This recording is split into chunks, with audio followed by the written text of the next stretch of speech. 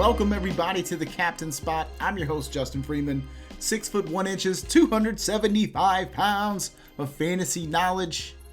It's NFC East title matchup here for the Washington football team, who is, if they win, they are in to the NFL playoffs with a horrible record, but nonetheless, destiny on their side perhaps for my Washington football team. Not a lot to be proud of. Hey, we'll take these small victories if we can get them. They're, of course, taking on the Philadelphia Eagles in Philly. The football team favored by 6.5 in this game. Total currently sitting at 43.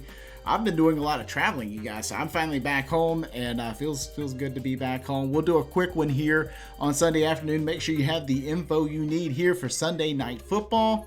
Start off with the injury report. With tight end Dallas Goedert will not be playing this game, nor will his tight end colleague, Richard Rodgers. He's out this game as well. We'll also not be seeing Deshaun Jackson for Philly. Won't be seeing Miles Sanders for Philly. And we also believe Carson Wentz is probably going to be inactive this game. Not that that really matters, but we know we're getting more Jalen Hurts here. So it looks like we get Jalen Hurts and sort of a ragtag group of Eagles sort of limping their way out of the season. Washington with a ton to play for. They'll try to get Alex Smith back out there. He's listed as questionable. They'll try to get Terry McLaurin back out there. He's listed as questionable. High ankle sprain there for McLaurin. And they'll have Antonio Gibson, theoretically. He's questionable as well. But played last week. At least he has a game under his belt. So all three of those guys currently expected to play. We'll operate under that understanding. Make some plans accordingly. But overall, we just want to think about, obviously, week 17, motivation week, right? Philly has not much to play for other than they want to prove that they can continue to win with Jalen Hurts. So you could say this is a pride game for Philly. And they obviously don't want to hand anything over to Washington. Division rivals, of course, the Cowboys and Giants played earlier today. So that had an effect also on what will happen. Somebody's got to come out of the East, and it won't be the Eagles. But, they're not going to go down without a fight. But Washington has a ton to play for, and I think it'll be interesting to see how this game plays out. 43-point total, not a ton sitting there, but let's take a look at the depth charts because things are sort of changing around all the time here for these two teams. Look at last week. We saw Dallas Goedert in the lineup. We saw Miles Sanders in the lineup. We can kind of take that information, throw it out the window. Looks like we'll get a heavy dose of Boston Scott in this game. He'll be the starting running back here for the Eagles. Corey Clement will be the backup there. Unless they decide to get a little bit weird, which, they could do here in Week 17. Every team sort of has license to do whatever they want to here in this week.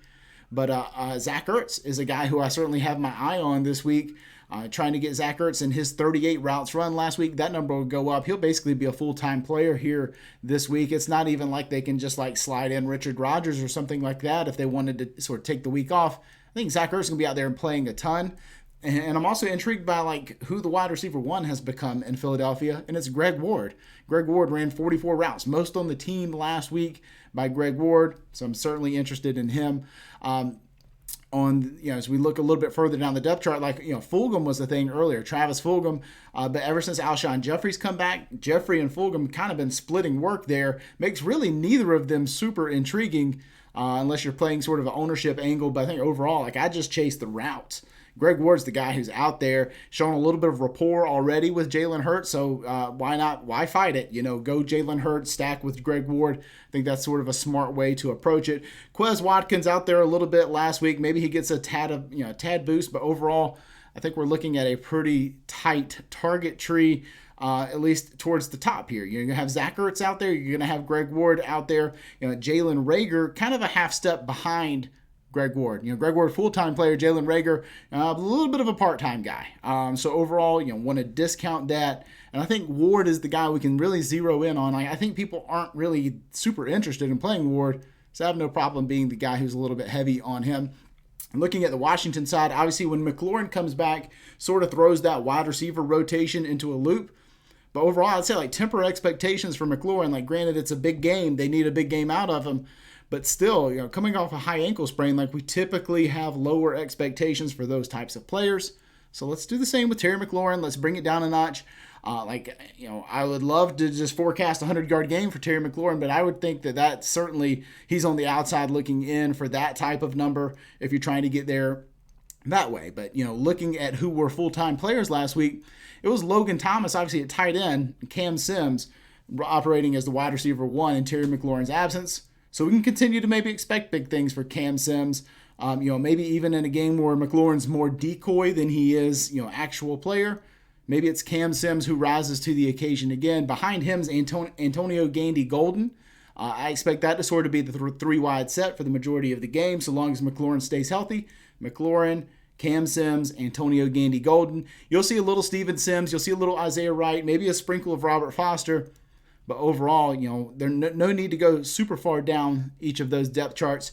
But what's really interesting to me is with Antonio Gibson coming back, we saw Gibson back last week, and he ran 11 routes in that offense. But guess who ran 34 routes in this offense was J.D. McKissic. So, you think back to some of the big J.D. McKissic games where he's catching 10 passes. This could be one of those games. Could be a game where Gibson's used more like strictly between the tackles, which would not be good news for Peyton Barber if you're trying to use him. But McKissic could be your guy coming out of the backfield, especially if the game got sideways for Washington. Big ceiling, obviously, there. And Logan Thomas has become just a featured part of this offense, starting to catch the ball a little bit more. It's been good news here lately for Logan Thomas. I'm not going to spend a ton of time here breaking this down today. We're going to hop right into our captain assignments. Looking over at DraftKings, Jalen Hurts looks like our number one guy. Obviously, the floor ceiling of a guy who runs and passes, pretty much every touchdown in the offense, has like an 80% chance of coming through Jalen Hurts, one way or the other. The rest are going to be rushing touchdowns by Boston Scott. And so, Jalen Hurts has a tremendous opportunity to be the captain here in this game. Obviously, rushing quarterbacks make for very unique captain options for us.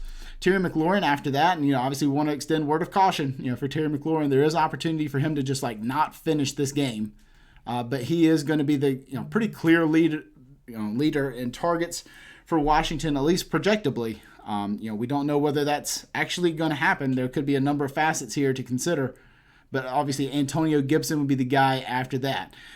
We need not forget about how good of a player Antonio Gibson has been this year. Granted, he may not be fully at 100%, but let's not forget this is the same guy that absolutely wrecked the Thanksgiving slate. He's a good player.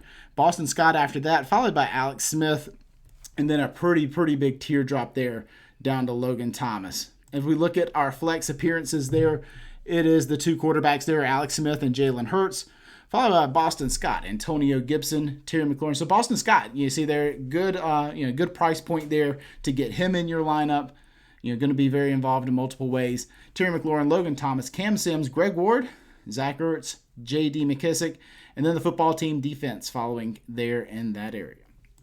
So overall, that's going to do it for us here this week. You got the information you need. This is the last regular season Showdown slate of the year. We will have more for you here as we move towards the playoffs. We'll have one show of the week right here on the Captain Spot YouTube channel, one show of the week over on the Mayo Media Network. So be sure you are subscribed in both places. That'll do it for us, guys. Hope everybody runs hot tonight.